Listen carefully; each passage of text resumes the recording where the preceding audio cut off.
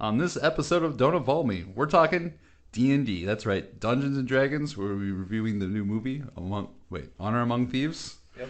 As well as we're talking D&D. I've never played before, so we have guests Moser and Tom. They're going to teach me how to play D&D. And I guess we have to start this off with the dice roll. Yep. Roll initiative. All right. 1. Shit. Well, all right. This is already a failure. You guys want to say it? Actually, roll dice. Cue the music. Roll dice. Oh, yeah. We have to see who gets to go first. What'd you get? Fuck me. Oh, that's a 1. That's an at 1. I guess we're not cueing the music.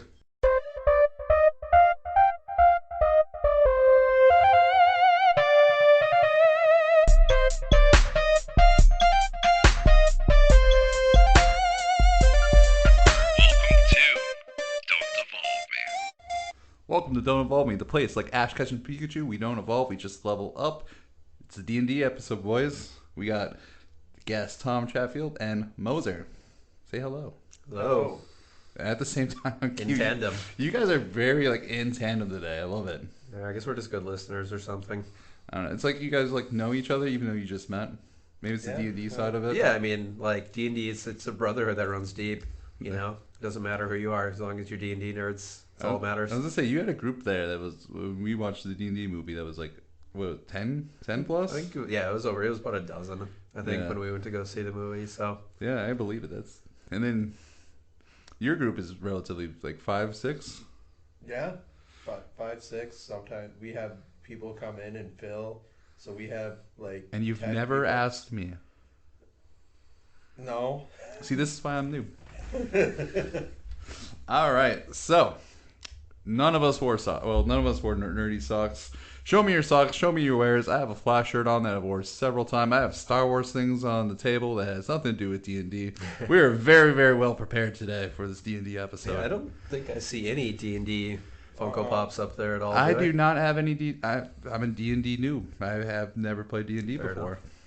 I don't even know if there's anything on there that would even be worthy of D&D. Maybe Aang. I mean, yeah, I guess Aang could be it. He's a monk. So, I mean, monk's a class in D&D. There you go. There we go. All right, guys. What are you nerding out on? Moser? Not a whole lot this time. No? Uh-uh. What do you do when you go home? Just sleep? Pretty much. Tom? So, I mean, ironically enough, I have been nerding out on D&D. So, Oh, yeah. within this last weekend, I watched Season 2 of Legend of Vox Machina, which was awesome. This Tuesday, we went and saw the D&D Honor Among Thieves. We did. Plus, I have my weekly game on Roll20 online over Discord. So, yeah, it's my week and weekend has actually been very D&D filled. You're very well prepped. Last night, watched Vox Machina. Good job. Thank you. About time. Yeah. So here's my fresh take on it. For the first 4 or 5 episodes, I think the first episode I watched individually, I wasn't quite sold on it. Not that I hated it, just wasn't quite sold on it. Sometimes it takes a little bit. The second episode though was pretty. The dragon fight was pretty cool. Yeah, it's a show that quickly grows on you. I mean, obviously, if you're I guess it's time for a news quickie. yeah, man, Man, it's just messing everything up I today. guess so. But yeah. Anyways, as far as the show goes, it's a great. What I recommended to you, I said that it's a good introduction to D&D to kind of see what it's like to be in a D&D game, and it's pretty accurate. You enjoy more aspects of it right away if you have played any amount of D&D. That's kind of the gist that I got. 'Cause I'm I haven't played this at all, so I don't get the references, but I know I understand the different characters, the different classes. Yep. I really like the voices in it though. You got Gary Payton, and you got Ashley Johnson. That's the one that playing Last of Us, watching Last of Us. Just finished Last of Us Part 2. I guess that's one of the things I'm also nerded out on. Finally beat it for the second time. None of you played it, right? 2 or the first one? Part 2. I did not play part 2. But you played Part 1. I haven't played either. You gotta get on that, man. I will say playing part 2 for the second time. Started to move off of D&D. I enjoy the second character that you play in the game. Not to spoil anything, a lot more. And I really want to get into it, but I'm going to save it for another podcast. But yeah, Vox Machina. So far, I'm enjoying it. I fell asleep last night watching it, so I'm quite sure where I'm at, or episode 3, episode 4. I was kind of drifting off, but for the most part, yeah, enjoyed it. Second episode, definitely really enjoyed. So I got a question for you, Jake. Yep. Who's your favorite character in the show so far, out of the main party? It's not an orc, but who's like the... You talking about the barbarian Grog? Yeah. Grog. Yeah. I enjoy Grog. He is the very like typecast of barbarian. Yeah. Like it's like in every D&D game, you always have like there's like stereotypes or tropes, and the big dumb barbarian is probably one of the most common type of one.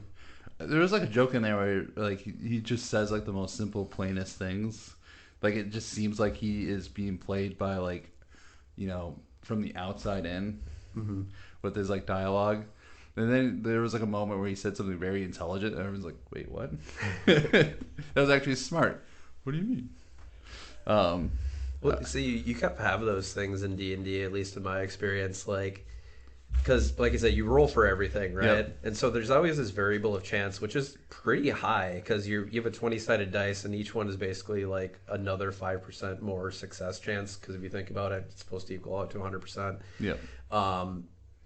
And there'll be like a lot of times in the game where like, all right, everybody roll for, whatever, like Arcana, which is like magic, right? Yeah. And, you can have a wizard that has like plus 10 in Arcana. And so you roll the D20, add the 10 to it, and that's what your final score is. Mm-hmm. And they'll roll 1, and they'll just completely botch it, right? Yeah. And then the dumb barbarian rolls a nat 20, and they're like, oh, yeah, I've seen that before. That's, that's this and this glyph from this god. And you're like, Grog, where did you learn that from?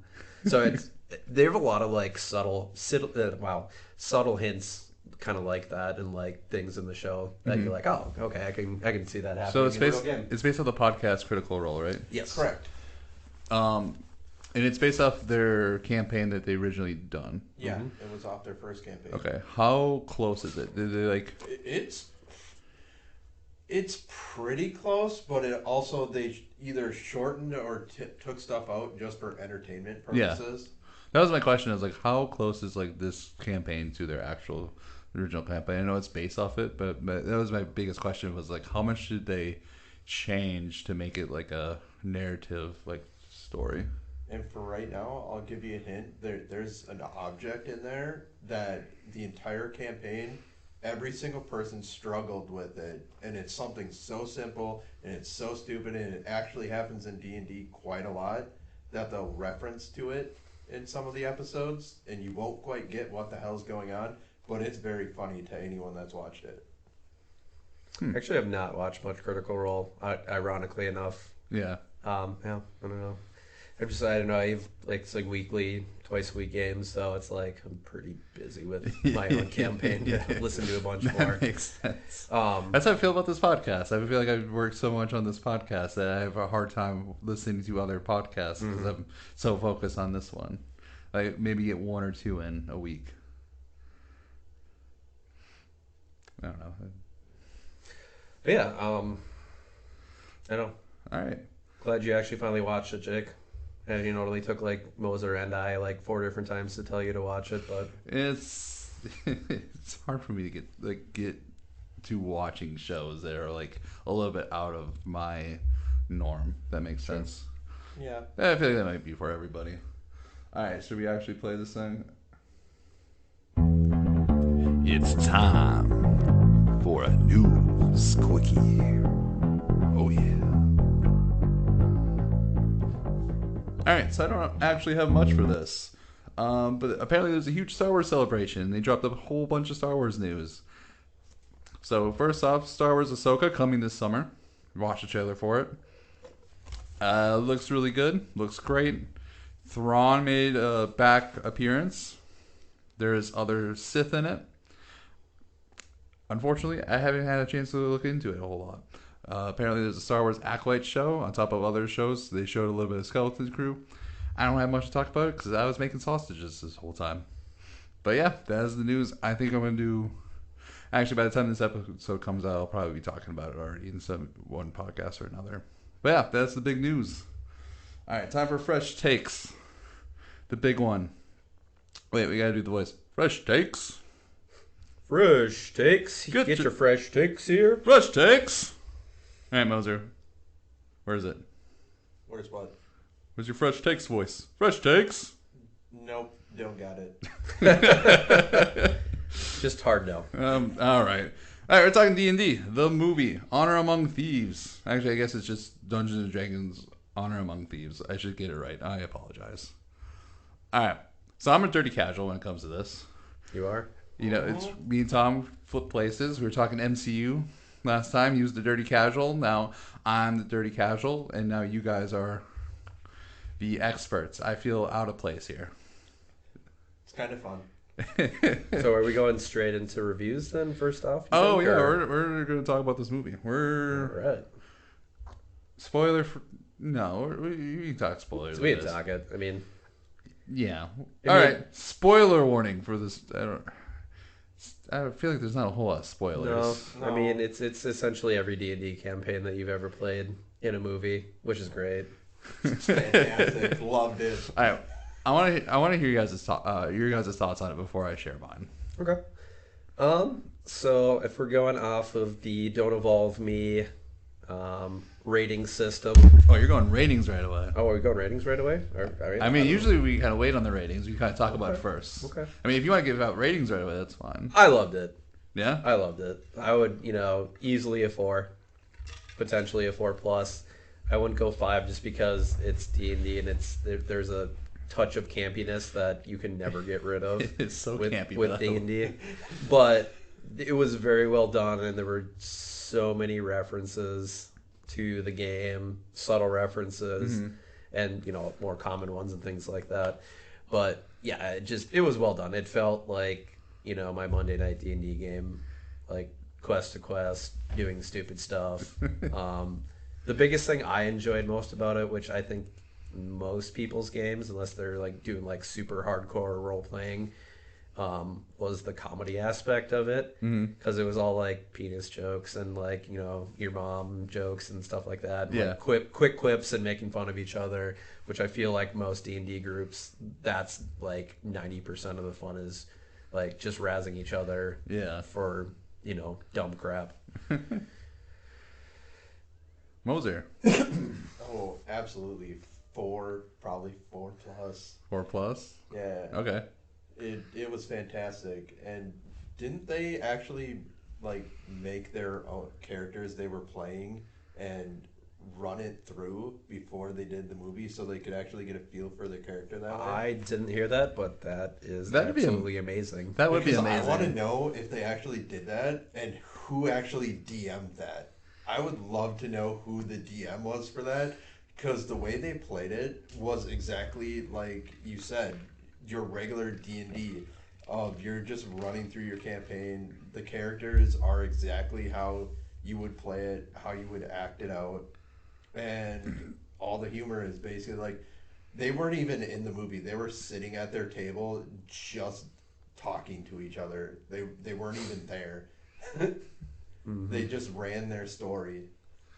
Oh. So 4+. You Yeah, give it a 4+. 4. Oh, you're changing the 4+ now? I said between 4 and 4+. All right. 4+, half a plus. I mean, I don't know. 4+. 4+. We'll go 4+. So like you're debating if it's like an elite level movie. Yeah, I think it's. I mean, for me, it's pushing elite level just for comparing it also to any other D&D movie, TV show that's come before. They were all just absolute garbage. Oh, absolutely. Just they were terrible. More Hollywood than actual D&D. Or serious. Yeah. Like going into the lore base. Yeah, they were trying to make they were trying to make the story and not make it like. I think, like I said, this one was successful because they made it act out like a D&D game would. Yeah. And I think that's where the beauty of that movie kind of like shows through. Nice. Whereas again, D&D's like actual, depending on what universe you're in or whatever, but all the things are going off in this It's episode. It's very and like the lore and everything is so campy and cheesy that if you made it to try to be seriously and like lore accurate and everything like that, it's going to come across cheese balls every single time. I feel like I can get that. Where it's like if you go too serious to the lore, it's like we don't play this because the lore is great. We play this because like it's a fun campaign that we mess with our friends, and the lore serves the purpose for that. Or am I going too far? Nope. No, I kind of agree. Okay. I mean, I don't know. That's just the gist that I got out of it from like the lore, the little bit that I looked into. It was also, I mean, it was nice too that they were pretty faithful to like the Sword Coast. I think is the area that Baldur's Gate and Neverwinter and everything's in. Right. And like the Thanes are a real people, class of people from way across. They didn't really touch on it too much in the movie, but like basically the Thanes are blood mages, but their entire ruling caste are actually liches, so it's undead like sorcerers. Yeah. And that's who rules them. So that's why they're very unpopular. That makes sense. So Lynches. I just think of Adventure Time, the Lynch. The Lich, Lich. The Lich. Yep. Yeah, I think it is the Lich in Adventure Time. Oh, okay. See, my experience with D&D is all like indirect. So like Adventure Time is kind of based off like D&D, Lord of the Rings. Munchkin I used to play a lot of. I played a lot with you. That's making fun of D&D. Or I guess, is it making fun of D&D, or is that kind of like playing off of like the idea of D&D? Yeah, I mean it's a satire of D&D. Yeah, I guess. Because I mean, but Munchkin's got like every like game out there. So I mean, they have like a Cthulhu one that they satire everything from Cthulhu. Yeah. They have Marvel. I played that they have one. everything. They have Adventure Time as well. They even have a 40K one, which I own. Of course. Of course you do. All right, so here's my review on it. I feel like if I were to play D&D and watch this movie, I think my overall rating and enjoyment of this movie would go way up. My floor is a 3+. I think that's like the lowest I would give it, because I enjoyed this movie for the most part. I got some of the references, and you kind of helped me out a little bit, especially with like the Casting of the Dead one. I actually absolutely love that show. Even like if I knew nothing about it, I'm like, this is great. This is fun.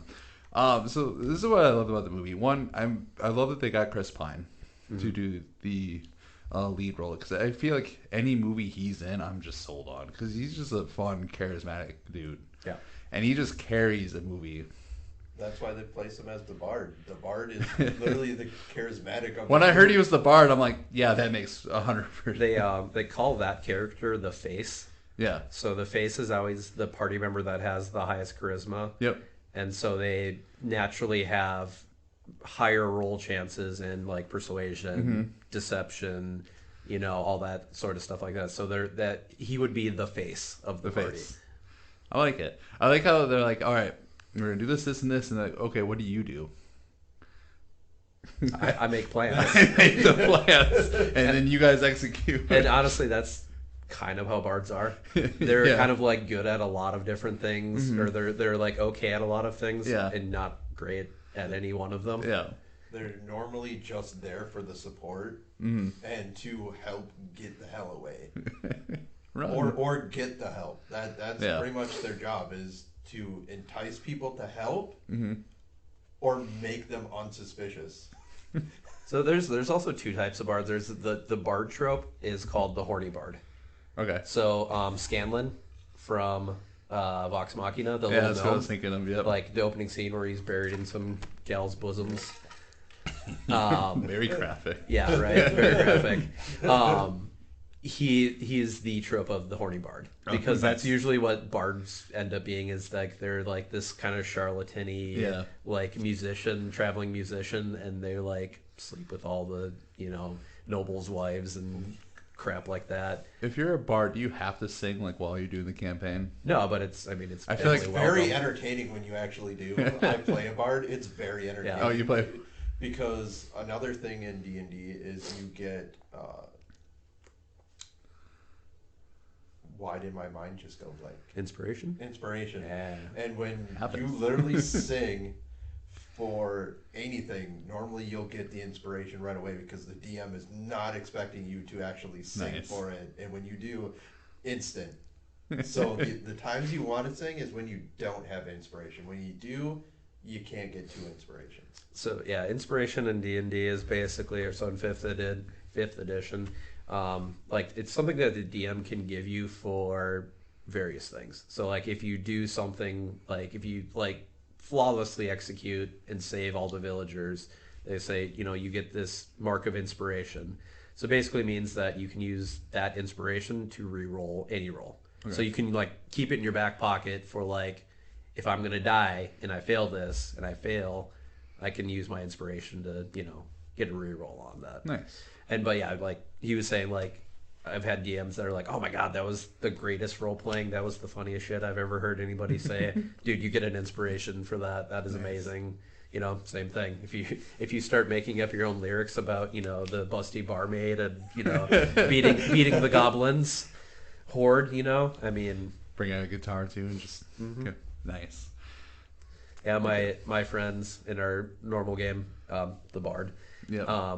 He wrote and sang a whole song about falling in love with a cultist, and it was like rhyming and everything. And it was the greatest thing ever. Freestyle, or did he write it down? No, it was right in the middle of the session. Nice. He started typing it out, and then he started singing it, and I'm like, where did you find that from? He's like, I don't know, I wrote it. Nice. That's great. Is there usually a bard in like every group? There doesn't always have to be, but it's kind of nice to have it because they have the ability to give like D4s or and higher for whatever level for your rolls. So if you roll low, you also can add their roll to it. Yeah, it's called a bardic inspiration. Nice. So the bard can be like, all right, I'm going to give, Moser a bardic inspiration that he can use. And so it's an extra dice. So like, if you're barely missing, the monster that you're trying to hit and you miss, you can be like, I'm going to use Moser can use his bardic inspiration, add another D8, roll that, and then it could potentially make it a success. Nice. So they really are like the ultimate support character, essentially for it, which they kind of really played because, he's kind of useless. They don't really fight. They don't really fight. They know a little bit of magic here and there, but their greatest thing to do is cutting words, which basically you make the DM roll for minus hitting. So it's at someone's armor class, you automatically make them miss the hit on either yourself or a party member, which that just upsets the DM because they finally are like, woo, I finally hit you guys. Actually, no, you didn't. See, I like how I'm already learning a bunch about D&D while we're just reviewing this movie.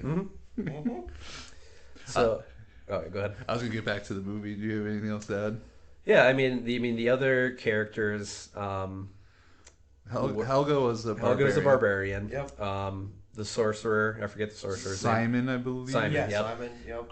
I have never seen that played in any of my games, just being the absolutely garbage-ish, like worst sorcerer ever, and it was amazing. It was like, what is this dude's actual roles for his magic? Half elf, wild magic sorcerer. Okay. So I enjoyed his character. I just like the fact that he just was like bad at it. If you want to get real deep, Jake, do you know there's like 3 different types? So like if you decide, oh, he's a wizard, like no. That's wait. There's a wizard, sorcerer, and a warlock, right? Correct. I've been doing your research. I did. All right, Jake, where do they get their powers from? I have no idea. Okay. I looked it up. I did not remember. So warlocks get their... Wait. Warlocks have to... If I remember correctly, they have to... it's one of those... They have to sacrifice something, right? You sell your soul, basically. Yeah. So warlocks have a patron, which can be good, evil, natural, chaotic, whatever. But they get their power from some deity or patron or something like that. Wizards they're the ones that learn magic by studying. So like they're the book nerds, you know. It'd be like a wizard from Harry Potter. Yeah. You go to school to learn the spells. Yep. And then that type of thing. Sorcerer is I'm gonna guess sorcerer gets their magic from some sort of like magic based power. hereditary, so they're born with innate magical abilities. Oh, okay. I was gonna assume like they like have the staff and the stone is magical and they use. Yeah, I mean, yeah, like because they were talking about Simon's great grandfather who was this Oh, yeah. amazing sorcerer. Yep. So that's why it was like hard for him because he comes from this strong bloodline of sorcerers And that are really good, and he's just complete trash at it. Is this Minister Umar? Is this a actual like lore based character or is this made up for the movie? Which one? I'm gonna butcher this. Minister Umar?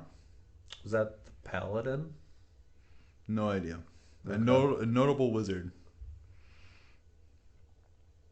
Yeah, I don't remember the character honestly. I'm I'm testing you guys. I have no idea. That's the problem though with D&D. Everyone tries to make these cool names and no one remembers them.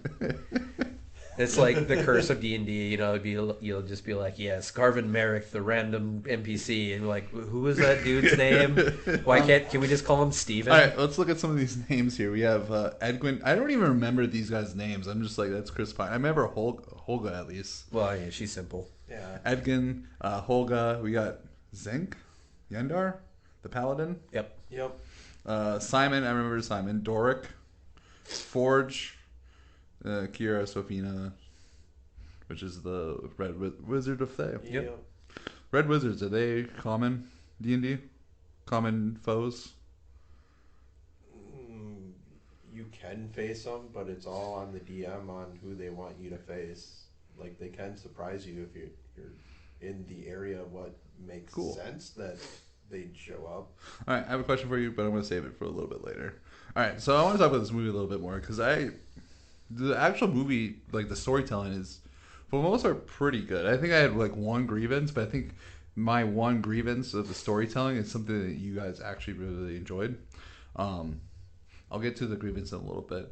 So I really like how they began the movie in the prison scene, but they like let me tell you about like how we got here, and then they finally told the prison scene. That's called a backstory, Jake. Yes, I know, but like I just like it wasn't like a straightforward like we're just gonna jump into the campaign. They actually put in some story elements to it to make it more entertaining. On top of the fact that they made it more like a D&D quest. Yeah. So in D&D they call that a session 0. Okay. So it's where you make your characters and you kind of like introduce and kind of go through kind of tell everybody your character's backstory and why they're here. Yeah. You know, it's usually like the trope again is just you meet in a tavern, you know, there's a bounty list or something like that. Right. And so, yeah, you always have like most people do a session 0 to like make their characters kind of figure out how they all fit into the story. So, I mean, it's one of those things that like it's D&D. Like everyone has a backstory.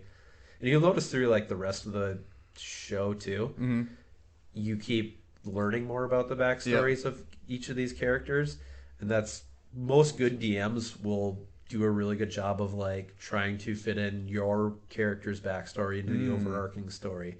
So like you could be after the big bad guy and then, you know, your brother that you haven't seen in 20 years that you know, he might be, you know, one of the minions or something like that. And then you throw that into there and you're like, oh, you know, Christ, it's my brother. What am I gonna do about that? That's really cool. Yeah. I guess you guys have no idea that it happens. You're like, oh, I have this backstory, this character, and then boom, he's there, and you gotta like. It's all really on how good the DM is at just improving and their you know story building. And a lot of times, like the DM feeds off of like where do you want your character to actually go? Like, how do you want your backstory to evolve, or when do you want this to happen? Because I have one where basically my parents of the character were murdered by actually the big bad vampire. So, and I was a child, and then later on, all of a sudden, magically, we were in an area where we weren't supposed to be yet, and the big bad showed up, and I'm like, and actually just messaged her of like, would I know what the hell he actually is and who this actually is? Yeah. And she's like, roll.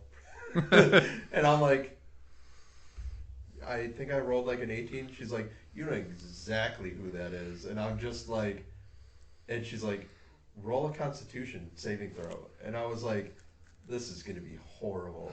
I rolled a 3.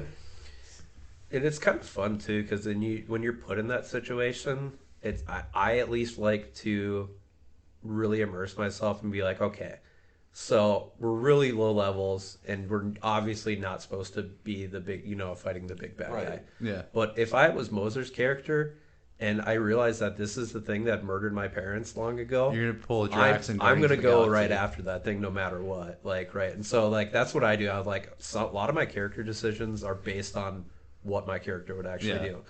I mean, there's a lot of people that like metagame and they're just there to like be the strongest badass, like power fantasy. But I like being a little more immersive, where like, if that was me, like me personally, and I saw the dude that killed my parents, I'd be down there. I don't care how big or strong he is. I'd try to strangle him. Well, it depends on the character too. Like, are you a hothead, emotional? Like, I just mentioned Drax from Guardians of the Galaxy. When he witnessed Ronan, they weren't ready. They weren't ready to attack him. Boom, he's head first. And certain characters, if that is your character, to react rather than think it through, that makes more sense. Even though it's not the smartest thing to do in game, but like that's what your character would do. Mm-hmm.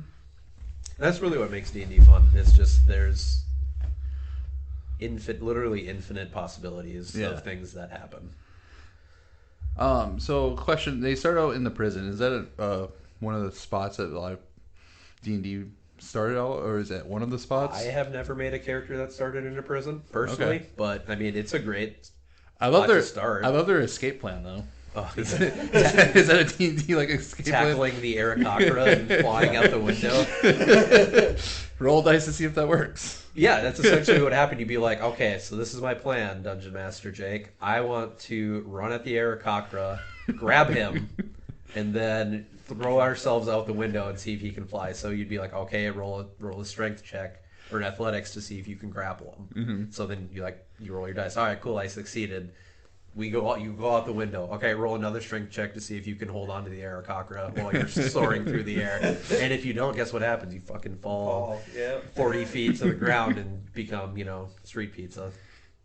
So there's consequences to every one of your actions. And And the best part is I love that they threw in another thing that happens is they basically like believed their story and were like, yeah, you guys are totally done here. But before they hear them out, they're just like, we're stuck on this plan. And that happens in D&D so much of like later on, at least with my DM, she'll come out and say like, you guys, like, you realize there was like multiple ways to do this, but somehow you guys found the one way. Never thought you would try it. And we just sit with the biggest grins of like, you haven't been paying attention very well, have you? Like, of course we're gonna try this. This is how our group dynamic works. It's always the stupidest and most dangerous plans that usually end up going to fruition in most D&D games. It's like, we can scale the cliffs and do this and this, and you could have scouted and there was a secret entrance, and you guys didn't all have to fall to your deaths. And But fun that way. But for some reason, also how they portrayed it in the movie, for whatever reason, good DMs just make your stupidity work. Yeah. And they make it fun. And it's always like so weird when they're ever like, I mean, you can try it. I don't like your reaction, DM. Like, is it so far out for me to do this that like you're just like antagonizing me to try this? And then it's either you roll really high and the DM's just like, I can't believe you just pulled this off, or you completely fail and they're like, cool, now how do I punish you for trying this? I mean, we talked D&D in the past because I was trying to make it a Pokemon D&D. Still have it in the works. I'll show you because I've done a little bit of work on it. And I know we talked. about like if I was a DM and you're like, yeah, my whole goal would be just to like fuck with you. I mean, there are characters that's all they want to do is try to make your life hell. Like, not personally. Yeah. Like, you're not going to be attacked. It's just they're going to fuck with you to make you actually think outside the box of what, like, as a DM, you can plan for as much as you want, but as players, we can make you completely throw that entire, like in Critical Role. Here's plan A, plan B, plan C. Oh, you guys are doing none of that. Scratch it. We're Yep, and there's been times that in Critical Role that Matt actually had an entire map already made and just literally took it and just broke it and went away, and they just sat there like, did we just... And he's like, it's fine, it's totally fine. I figured you'd want to do this, but you guys basically went, fuck it, we're doing this. So this whole plan just went completely gone. Yeah, you told me Tuesday if you're a DM, you wanted to have as like much options as possible. Yeah, I plan whenever I DM. I feel like I do better the less planning I do. Like the less intricate. I have the idea and I'll like flowchart kind of like how I want the general thing. But as far as the spaces in between each one of those flowcharts, I make no plans for. And I just ad lib it at there, and because I know that, all right, I want you to, a general idea, I want you to kind of follow this path or whatever. Yeah. It's also kind of like not a great thing to do. They call it railroading in D&D, where that's where a DM just basically goes, that's stupid. Yeah. And they basically, it's railroad. You have just a single path that you have to follow. And it's honestly so boring. It's extremely boring. So, but yeah, me as a DM, I feel like the less I plan, the better the session is. Yeah, I feel like that'd be the best way to go about it. Just kind of like, all right, here's my open world. You guys can go. Like, generally, this is what you guys want to do, but this is, plan for the open world. Plan for like every direction. I mean, but you also can be manipulative as hell as a DM. You can bait people so hard to go in your direction, and you make them think. A good DM is when you make them think that they did this all on themselves, and you're like, "Ha, kikaki dori." It's like I feel like it's like making a video game, and like you shine lights on certain areas. It's like, hey, there's interesting treasure this way, or like, hey, there's a half naked girl running that direction, or whatever, and you're like, oh, let's go figure out what that is. And it's like, yeah. That's where I want you to go. D&D never split the party. Nope. And when they did that in the movie, I'm like, this is going to be the dumbest way to end this movie if they just start killing people off. But in another way, I'm like, it's always a lot of fun when it just so happens that the party gets split. Like, even individuals doing their own thing. Ooh, I have a segue to this because I want to get back into the movie so we can wrap up the movie. So I have a segue with this. And you Forge. were worried we wouldn't have time. No one have enough to talk about. Yeah. I always worry about the content, and then, we go over anyway. It's a theme with this show. Doesn't matter who's the guest; it's always the theme. I think I'm just the problem at this point. I mean, you're the what? I am the problem. I know. Hey, you're the dungeon master of this all, Jake. You should be controlling what our fates are and how this podcast is going. Pretty much how it is. Yeah. All right, I want to talk about Forge. Yep. Because he was basically the main villain. He's the rogue who went rogue. How often does it happen in a game where like your original partner is now the villain? Is that something that happens often? It's mainly that would be more planned with the DM of like they tell a person that you're actually going to be the chaotic evil person in this group. Like it's actually part of it. Okay. That chaotic evil is normally the one that's causing the issues. Yeah. But also there's chaotic good, which basically in their head, and you can correct me if I'm wrong, but normally they're the ones that will still murder people, but it's only if they think that that person's really evil that it would be good for them to actually just kill them, so they're gonna do it. Okay.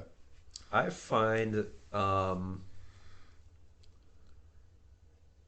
what's the guy's name? I totally just brain Forge. farted. Forge. I find the Forge character mainly being an NPC. Okay.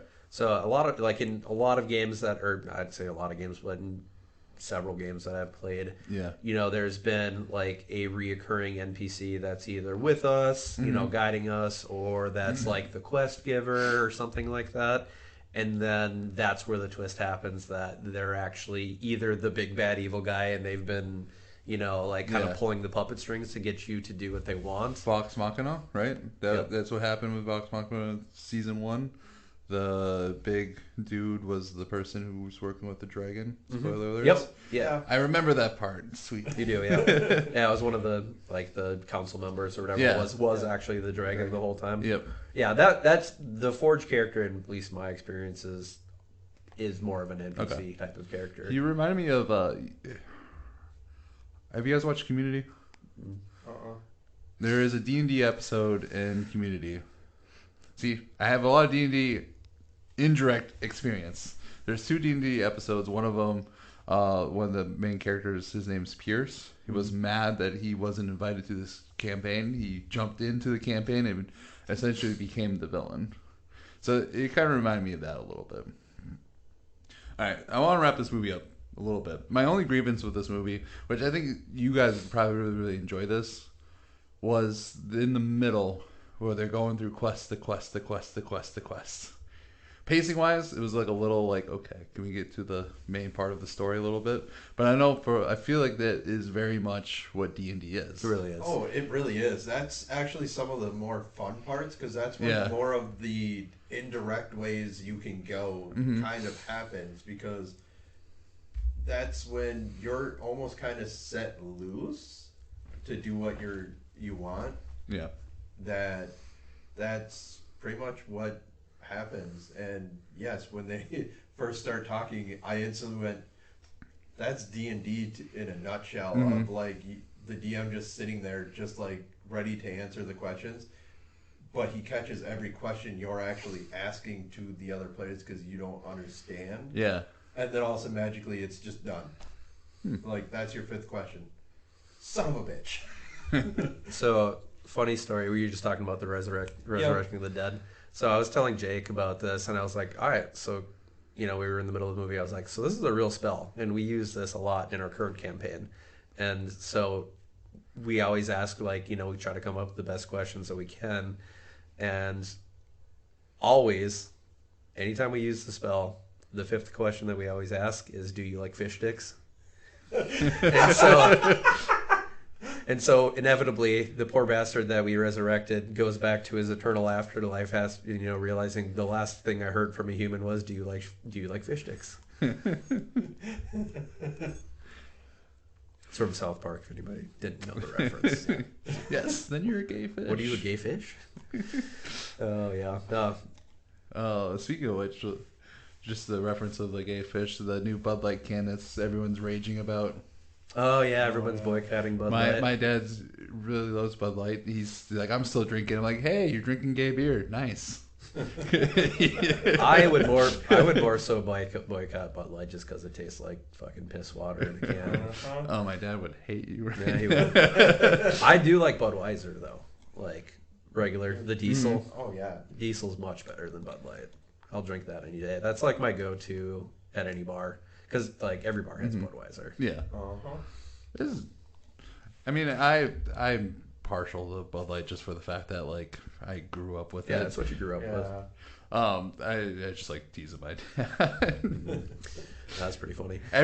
He's like such a Bud Light person, so everyone's just like on him on it. Like he's gotten like 14 texts after the whole thing. He's part of like the more Republican conservative crowd, and I'm trying to tell him like just embrace it. Yeah, just embrace it. Like, hey, it's gay beer. Yep, I'm drinking. It's great. You like what you like, man. I'm supporting the community. And I'm like, you're like charismatic enough, or like I don't think anyone would fuck with you. You like actually like stood with conviction and said that. All right. So now off topic again, huh? Fish sticks. Fish sticks with the gay beer. I did like how they ended it as the end credit. Oh, the where the it's poor just corpse. the poor corpse just sitting there like, I just need one question. Anybody? Anyone? And I it's guess you like- can't ask yourself a question like, "Are you fed up with this? Whatever your name is." Yeah. I am. Yeah. Damn it. So one thing you probably definitely didn't realize, Jake, but so the Thayan Paladin, like the really strong, overpowered one, Yep. he is the trope that everyone calls the DM NPC. Or Okay. The DMPC. That's kind of a thing where like the DM will kind of throw in just this overpowered NPC to kind of like play into their own power fantasy type of thing. And that's what I got from him. Or other times they can be done well where they're like, or him, he'll come along with you, you know, to get you through this quest or whatever, to you know, guide the way or whatever. And then just like in the movie, he just fucks off into nowhere.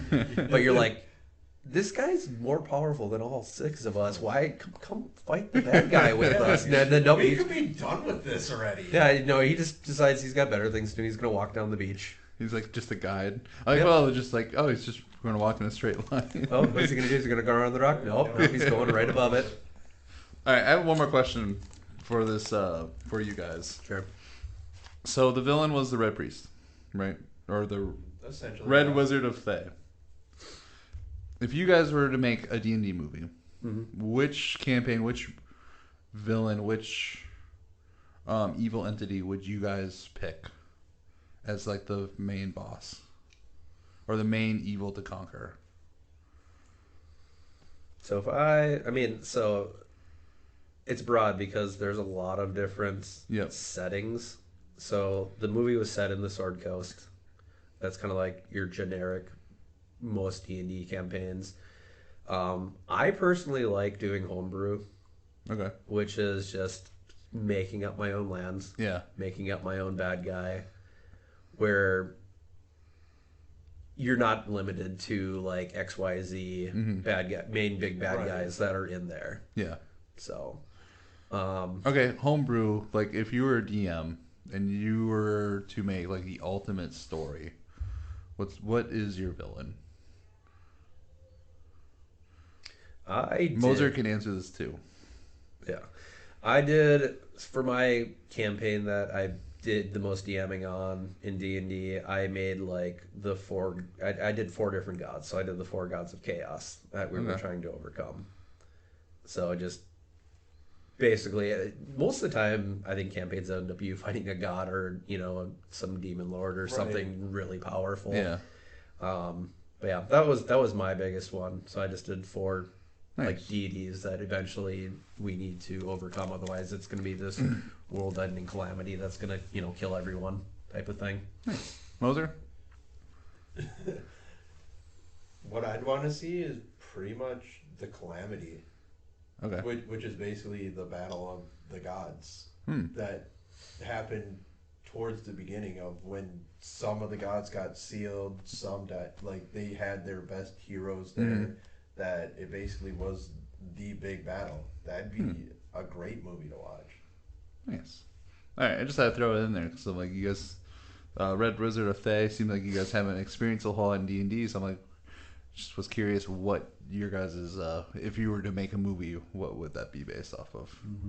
All right. I kind of like this little. We talked about the movie, then we talked about D&D. We were gonna do this like teach me D&D, but you guys are teaching me this entire time. So, all right, any more to say about this movie before we wrap it up? I'm actually surprised you rated it as high as you did. Yeah, what do you think? Like when you were first talking, I thought you were going to be like, nah, it's like a 2. No. 2 plus, something like that. Like this is just weird, campy garbage. It was campy. But like I was highly entertained. Chris Pine, I mean, definitely sells it. I think just talking like Chris Pine did a great job. I thought Michelle Rodriguez, I mean, she was definitely typecast, but I thought I was surprised in her role, actually. Oh, I was definitely. expecting her to be like every role she's ever been in. I was like, actually. the not. emotional ending also was. lifted it. Like I think I left the theater with a 4-. Yeah. Simply because like the ending of it was actually like a cute, heartfelt ending, where it's like, you know, like the daughter never met her mother, And Holga was basically her mom. Her Olga was her mom. And also, who was it? The Thane mentioned, like, hey, if you resurrect your wife, you're taking her from the life that she's living now. Right. And throwing her into this like chaotic world. And so I really like the ending of the story. And for the most part, like I enjoyed all of it. Good. There was like in the middle part where I was actually kind of falling asleep after like all of it. It wasn't like it was bad. I'm like, okay, there could have been maybe one last quest. I don't know which one it was, but I'm like, yeah. But I understood the reference. I understood what they were trying to do with it. Right. But yeah, 3+, 4-. I think I left at like the theater. The Floor is a 3+. I thought it was like a good to great movie that I probably would have enjoyed more if I actually ever played a D&D campaign. Nice. So yeah, I don't think I have any more to say. I think we do a one-shot one time, Jake. Yeah. Let's do a one-shot campaign, and then we'll rewatch D&D Okay, let's do when it. it comes out on the theater. So I mean, like, if we can do the three of us and recruit some more people, one-shots are fun because it's just you make a character and it's supposed to be in one session. You're supposed to wrap up the whole story. That's why it's called a one-shot. We should make an episode of that. I would, I've always wanted to record a D&D session. Yeah, I wanted to do it before like this. I'm like, I would totally do a D&D one-shot session. Who would DM? Tom? Moser? Another person that... I mean, I would. I'd DM it, I guess. All right. Should we go into a quick character build? Yeah, let's do it. All right. You guys got to lead the way here because I don't know. I did this quiz. Okay. It was like 150 questions. I did like what I would do normally. But I'm going to hold off of those. And I want you guys to help me build a character here and now. Okay. So I guess first question I always ask everybody that's never played D&D. Okay. So how would you imagine your person fighting? Would you be fighting with a sword? Would you be a dude that's throwing fireballs? I can envision myself doing literally everything. Okay. Nothing particular though. Normally swords. Swords, straight up. Yeah, but like in video games, I like using bows. Okay. Also, yeah, that's still kind of the martial class type of thing, Yeah. like that. I mean, every once in a while, like if I play Skyrim, I'll mess around with like magic and stuff. Except magic is very underpowered when it comes to Skyrim, unfortunately. But sometimes I like to mess with it. That was my very first go around in Skyrim was magic, half magic, half sword. I would say starting classes. Obviously, there's fighter. Fighter is just your generic. Like he's just all he fights with a sword. He's big tough dude, armor, that sort of thing. You got your rogues, which are the sneaky guys that are stabbing you in the back, using poison and subterfuge, that type of a fighter. Okay. You got yourself your paladins, which are holy warriors, right? Right. So you follow some god and you have some oath. So the paladin, like the thing paladin, that's what he was. I don't think I could be a paladin. No. I think you can tell me. I would never. I wouldn't. The lawful dumb paladin. Maybe a paladin of no god, like an anti-paladin. They do actually have anti-paladins. Yeah. I'm actually not surprised by that. Mm-hmm. You got your ranger, which is kind of your kind of scouty forest dwelling like. Is it like a ranger, like a witcher, in a sense? Kind of. They're either like have animal companions, like Okay. Vex or Vax. Vexalia, the female of the twins, and she has the bear. She's a ranger. Okay. So they usually use bows most of the time. Rogue would be her brother. Yep, I got that. That was pretty obvious. Percy is kind of a homebrew fighter class. Okay. But he would be like the fighter. Oh, the last one would be barbarian. Yeah. Like you want to be Conan the barbarian, huge dude fighting an axe and a loincloth. I don't know if I would be I was barbarian. gonna say I also was thinking what is it? Hexblade Warlock. Mm-hmm. And that's the fun part too. Like there are a lot of intermixes. Like so you can be a fighter, but then when you hit level 3, you get to pick a bunch of different like subclasses. Okay. So Is that like- where the bard with the magic fist kind of came in? No, that's more of just a bard. Oh, Because that is, they call it Scanlan's hand, but Yeah. D&D is Bigby's hand, which you can actually summon that.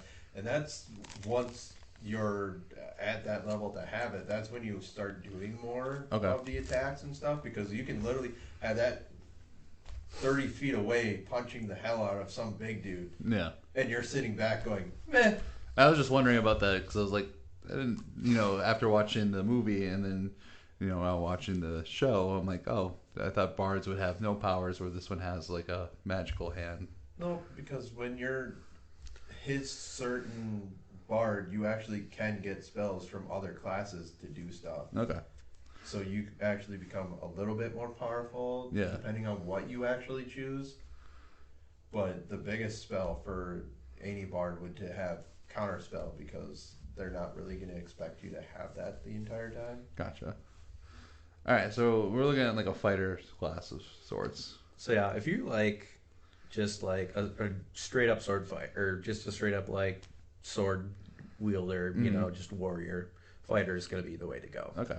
Is there a way to like mix it up where like it depends on where you're at, where you're both a fighter but also have a bow?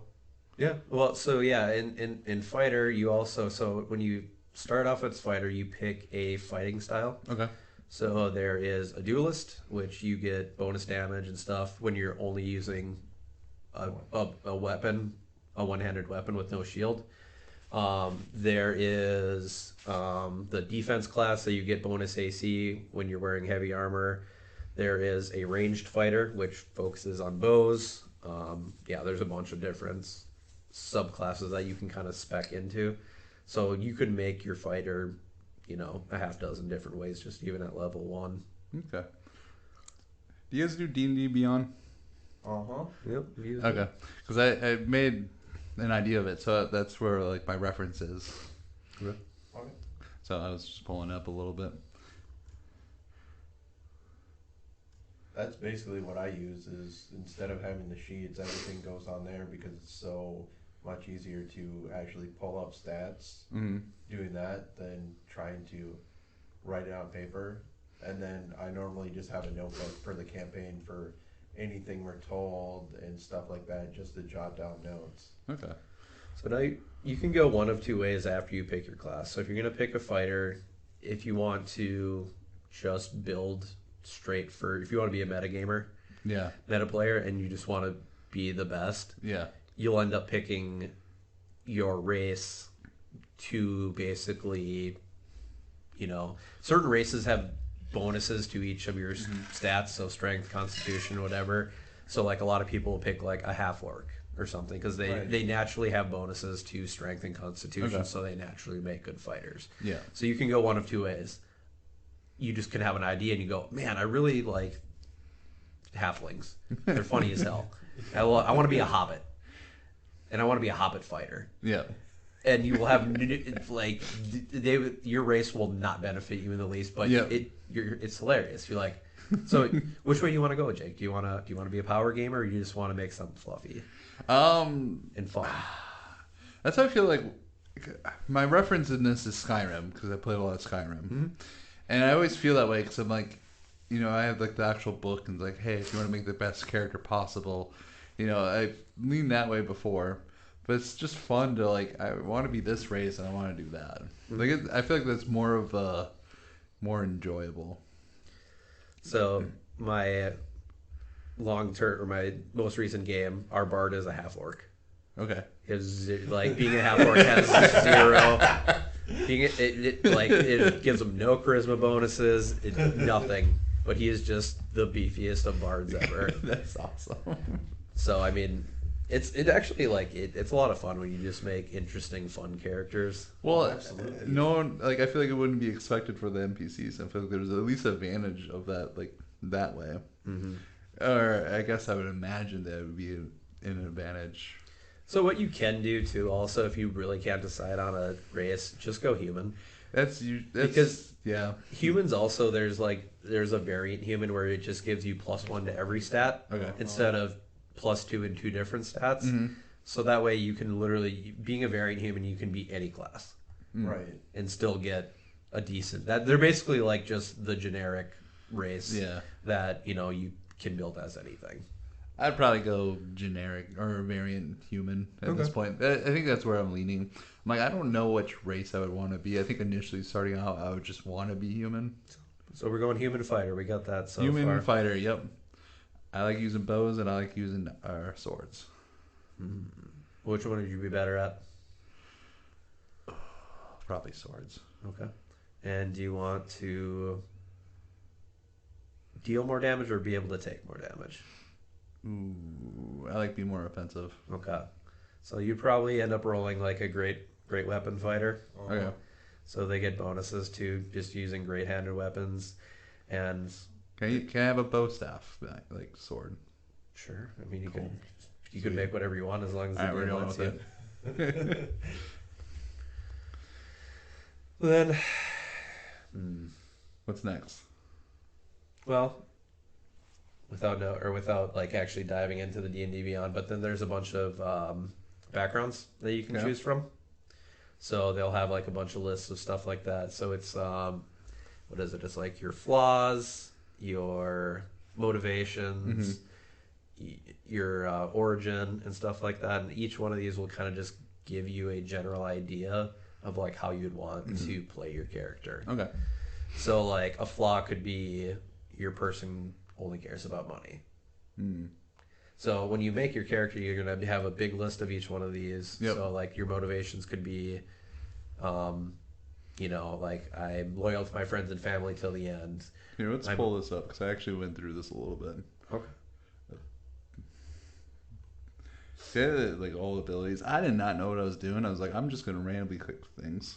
Okay, so background. I put you do acolyte, criminal, spy, folk hero, haunted one, noble, sage, soldier. So if it's then again, it's like you gotta when you're making your character, you think of like what their backstory is. Yeah. Was your fighter? Did he used to be in the military? So you could go the soldier. You could be an acolyte. You could be, a witcher type of thing that was an acolyte at a witcher school. Yep. Right. And then you could use that one. You could use hermits or whatever. It's just, that's where the in-depth really like how you want to make your character. And those are just ideas too. Yeah. Like you don't have to select. You can make your necessarily own. select those ones. You can kind of make your own. Those just kind of give you like minor buffs and things like that. Right. Depending on what you pick. The writer in me just wants to go all in on all of this. Yeah. I think it should this could be a whole episode. Yeah, that's why I'm like, we're already at the hour mark. I'm like, man, I don't think we have a time for me to go in and just like. So even too, if we wanted to continue on with that D&D one shot, Yeah. we could do two podcasts. We could do a session 1 or a session 0, like I was talking about, where we're just going to discuss all this stuff. Okay. We're going to come up with ideas. We're going to build characters. We're going to be introduced to the world that we're playing in. All right. And then the next one could be, the Actual 1 or 2 campaign. sessions of the actual game. All right. But we know Jake wants to be a human fighter, human great weapon fighter. I'm gonna have to put some thought in this. And All right. I think we're gonna do it. Awesome. I don't know when. We'll figure it out. But we're doing 2 D&D campaigns. I am Definitely. always down for more D&D. Always. I'm pretty sure Donald's gonna want in. If you're hearing this, you're in. I don't care if you're virtual golfing. Because apparently, I think that's what he said he was doing now. I can't I have a golfing session. I'm like, dude, it's winter. Yeah, virtual golf. I hate golf. I hate regular golfing. Well, I'd want to like virtually golf. I don't know. Yeah. I haven't done either. Disc golf, for sure. There you go. I don't know if I want to do virtual disc golf. If that's a thing. No, it sounds weird. All right. All right. Great plans are set in motion. It is set in motion. Anything else D&D wise? I was like, D&D, there's so many. Like, I have a campaign of just anime. All right. Actually, before we wrap this up, I want to hear you guys' characters. Like, different characters you have. Your favorite characters that you've done in the past. Let's just go first character I ever made. Yeah. First character I ever made was Vorus Wolfgar. He was a human cleric Okay. that worshipped the god Kord, which is basically Thor. Okay. So he was a bald Viking cleric. He was a battle cleric, so he focused more on the strength and fighting part of being a cleric, whereas he was still could heal and everything. Yeah, that was my first character ever. That was the one I probably played the most. I think I played him for about 3.5 years Nice. in 4th edition. Made it almost to max level in that time. What's max level? 30, I think it was 30 in 4th edition. Nice. It's 20 in 5th edition now. Moser. First one. First or your favorite? Oh, my Yeah. favorite is my fairy parasite barbarian. Fairy what? Fairy parasite. So basically a fairy venom Oh. barbarian. So I'm this. There's like so many like images that are like popping in my head. I have no idea how to like. I just imagine Moser wearing a tutu and the his beard just and his chest hair poking out of the tutu. All right, describe it. Go on. It's essentially this really small, like maybe foot, not even fairy. Tinkerbell. Okay. Yeah, Tinkerbell. Tinkerbell that can shoot a parasite out 30 feet, but also rages. So it takes half So a damage. tiny has venom. Yep, That sounds cute and flies. adorable and also terrifying at the same time. exactly. It's a fun character to play because I can fit into small spaces, but I also have a strength of +5. So I can lift like a shit ton. And then, yeah, and the best part is when I pull up my great axe, it's still full size. So, yeah. So you don't even see the fairy coming; you just see a great axe just coming at you. Just floating great axe. Pretty much. That it automatically, they have disadvantage on me, so they have to roll twice automatically to try to hit and take the lowest roll. You sound like a dungeon master's worst nightmare. Sounds With like that a- Oh, character. I'm not even the worst No. one in that. That sounds like an There- overpowered What's character. your pixie's name? I don't even remember at this point. I gotta look. How do you know? Well, is it so awesome that we just don't even like? It's too complicated to even like. Yeah. I don't know. Other favorite character I guess that I've played the most is my current one for 5th edition. His name is Dorian Blackmane of Skellig. I based him off Geralt. Okay. So I did. He was I heard the skeleton like that's yeah. So that's what I said. He's basically like Norse themed Nice. fighter. But yeah, like I took all the spells that I take because I did an Eldritch Knight, which is magic user as well as a swordsman. Mhm. I took everything that sounded like the spells from The Witcher, like the Ards. Yeah. So like the shield and the fireball and Mhm. everything like that. So all the spells I took were Witcher related. nice. So. You have a name? Yeah, Gorid. Gord. Gorit. The Gord. Gord. Gord. Oh, just Gord. Just Gord. Like a pumpkin. Uh-huh. Nice. Gord the Pixie Barbarian. All right, I have one more question because I was curious about this. Group dynamic. What characters are very important for a group? Healers. Healers. Uh-huh. 100%. Who are the healers? Clerics. Bards can heal. Paladins can heal. That's usually Are those one. characters like popular, or is it someone just bites the bus for those, or bite the bus? So they can be fun, but when, like, in the lower levels, you don't feel as important. Like, you have to heal all the time due to the fact you're not trying to take a shit ton of damage. Right. So mainly it's just like the fighter, barbarian, like the dude up front that you're healing Yeah. and saving the spell for. But the higher levels you go, the more important you are because everyone is taking damage because you're in bigger fights, you're getting into more trouble and stuff like that. The further you go throughout your campaign, that's when you're really important. So in the first part, you do a little bit more attacking depending on which one you actually are playing. No. And as a cleric, you can resurrect people. That's the biggest thing. So when your party fucks up and So someone should be a cleric. yeah, you almost Absolutely. yeah. A cleric is probably the most common, I think, character that's going to be in a party. Because That makes most sense. people realize that they kind of need that. 'Cause, I've played a couple campaigns where there has been no cleric, and it is If you die, you're dead, right? well, no, it's just awful because there's nobody to heal you. Right. You've spent all your monies on potions to heal yourself. You just you can't heal away the damage. It's brutal. It's rough. All right. My takeaway from that is always have a cleric. I always have a cleric. Even if what is it called? Grave cleric. Even if it's them, because as soon as you hit 0, their magic for healing automatically highest you can roll. Right. I have one more question, and then we wrap this up. What is? Oh man, I just completely blanked the one question that I had.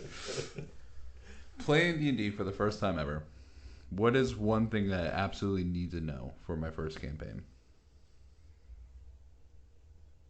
What was like one tip or trick that I should know? In a danger area. Just in general for my first campaign. No. This is the best tip. Oh, okay. In a danger area, never leave the group by yourself. You will most likely die. Okay. Man, that'd be hard not to do. I feel like you. And that's why I'm like, I know you, and that's gonna be your first instinct is you want to go away from the group of like I want to go and do this. This group sucks. We're not doing what I want to do. I'm going my own way. You will die if you choose to. What do was our that. mutual friend who says like you three are a triangle, you're a pair. Jake just does his own thing, and every once in a while you guys interact. Yep. And I'm like, yeah, that's yeah. Yeah. Preparing yourself for D&D going in there, don't have any expectations of don't go there with expectations of this is what's going to happen. That's fair. Because no matter how good you are at a skill or something like that, you inevitably will mess up. So like don't go there expecting like I'm going to always be able to pass this because if you do, you're going to hate your life and you're going to be sorely disappointed because you're going to quickly realize that no, all right, roll a strength check to try to lift up this stool. Nat One. You actually pulled a muscle in your back. You have -2 to Constitution for the next day, 2 days, and you have -10 hit points. That just sounds like being old in real life. Right? Yeah. No. I mean, No, seriously, those are the best ones too. Is when all of a sudden you're expecting like today has been going so great. I'm gonna pull this off, and then you fuck up, and all of a sudden it's just like, well, this whole plan just went to shit for this one thing. This one thing that's not that hard of a roll, and it just blew up all in our faces. That nope, we're done. That sounds fun. I really want to play D&D now. We gotta make this happen. Let's do it. We gotta book it. Deal. All right. This was Don't Evolve Me with Moser and Tom. Thank you guys for checking out the show. This was a D&D episode. Yeah, we're gonna have more D&D episodes. It's already been planned and decided. All right. Thank you guys. Until next time.